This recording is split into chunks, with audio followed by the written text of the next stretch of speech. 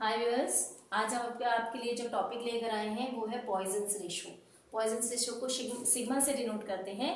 और जो कल मैंने आपको टॉपिक इसमें पढ़ाया था, पिछला टॉपिक, वो था मॉडुलस ऑफ इलास्टिसिटी। जब हम मॉडुलस ऑफ इलास्टिसिटी का रिलेशन डिराइव करेंगे उसमें हमें पॉइजन्स रेशो की जरूरत पड़ेगी। हम उस रिलेशन में पॉइजन्स रेशो का भी यूज करेंगे। तो आपको यदि मॉडुलस ऑफ इलास्टिसिटी के बारे में पढ़ना है तो आप चैनल को सब्सक्राइब कर लीजिए। उसमें आप जो बेल आइकन है उसको प्रेस कर लीजिए ताकि आपको आगे की वीडियो से नोटिफिकेशन मिलते रहें।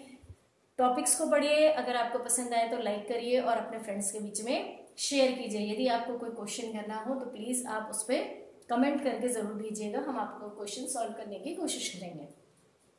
तो पॉइजन्स रेशो क्या कहता है कि हम इलास्टिक लिमिट में यदि लेटरल स्ट्रेन हमें मिलता है तो वो किसके प्रोपोर्शनल होता है? लॉन्गिट्यूडनल स्ट्रेन के।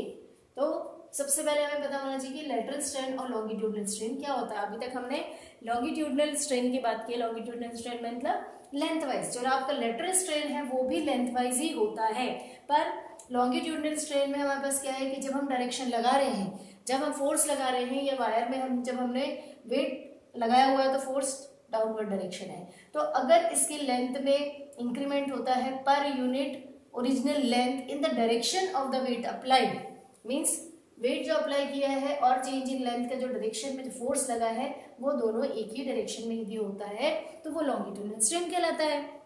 लेकिन लेटरल स्ट्रेन क्या है? लेटरल स्ट्रेन में यदि आपने वेट लगाया है वायर पे और वो इसकी लेंथ जो है इंक्रीज हो रही है जिस डायरेक्शन में वेट लगा है, लेकिन यहाँ पे जो हमारे पास increase in length per unit original length is perpendicular to the direction of the force applied, तो ये हमारा कहलाता है लेटरल स्ट्रेन।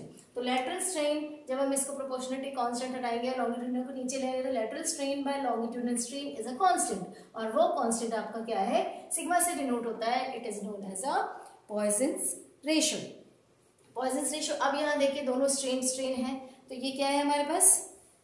इसका यूनिट नहीं होगा, तो आपका सिग्मा जो है इट इज यूनिटलेस क्वांटिटी। और ये जो आपका यूनिटलेस क्वांटिटी है उसमें आपकी पर्टिकुलर वैल्यू मिलेगी। तो इसकी जो रेंज होती है 0.5 से लेकर मिनिमम वैल्यू -1 तक की जाती है। मींस मैक्सिमम वैल्यू इसकी कितनी होगी? 0.5 से लेकर कहाँ तक जाएगी? ये मैक्सिमम पे जाएगी आपकी, और सिग्मा इज इक्वल टू -1, ये आपकी मिनिमम वैल्यू होगी। तो यहाँ पे जो 0.5 आपको मिल रहा है, अगर आपके किसी भी सब्सटेंस की रेशो, पॉइजन्स रेशो 0.5 है, तो ये कह सकते हैं कि ये कंप्रेसिबिलिटी इसमें पॉसिबल नहीं है, और अगर -1 है तो ये फुली कंप्रेस हो सकता है। सो तो ये आपका जो ये डायमेंशनलेस वैल्यू है, इसका यूज हम आगे जब रिलेशन कैलकुलेट करेंगे किसका? मॉडुलस ऑफ इलास्टिसिटी, जैसे यंग्स मॉडुलस, बल्क मॉडुलस, और हमारे पास मॉडुलस ऑफ रिजिडिटी थी, उसकी जब रिलेशन कैलकुलेट करेंगे तो सिग्मा भी उसमें यूज होगा। That's all for this topic. Thank you viewers.